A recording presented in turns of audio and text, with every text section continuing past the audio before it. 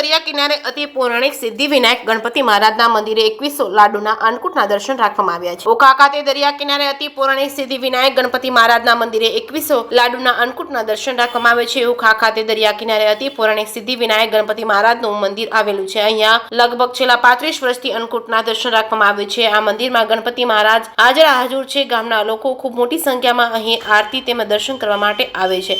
અહીંયા રસિકભાઈ જોશી જેઓ છેલ્લા 35 વર્ષથી સેવા આપે છે। ગણપતિ મહારાજના શણગાર રસિકભાઈ જોશી તથા આશીષભાઈ વાડા બંને સાથે મળીને કરેલ છે। આરતીમાં વિજયભા માણેક તેમજ ગામના આગેવાનો પણ અન્નકૂટના દર્શન કરી મંત્રમુગ્ધ થયા છે। જે કેસરી ગુજરાતી સાથે વિશાલ પીઠિયા ઓખા। વિઘ્નેશ્વરાય વરદાય શ્રોપ્રિયાય લંબોદરાય શકલાય યજગદ્વિતાય નાગાનનાય શ્રુતિયજ્ઞવિભૂષિતાય ગૌરી સુતાય ગણના થનમો નમસ્તે।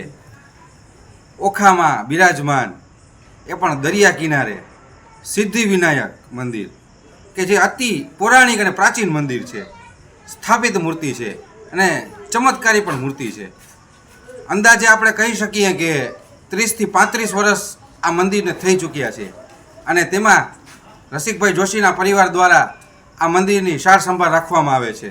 અને સૌ આપ જાણો જ છો કે ગણપતિ મહોત્સવ ચાલી રહ્યો છે, તો ગણપતિ મહોત્સવ દરમિયાન અહીંયા ઓખા સિદ્ધિવિનાયક ગણપતિ મહારાજના મંદિરની અંદર નિત્ય નવા શણગાર અને નિત્ય નવા અણકોટના દર્શન પણ આપ કરી રહ્યા છો અને હાલ આપ 2100 લાડુના દર્શન કરી રહ્યા છો અને આવા નિત્ય નવા દર્શનનો લાભ ઓખાની ભાવિક જનતા લઈ અને પોતાને ધન્યતા અનુભવે છે।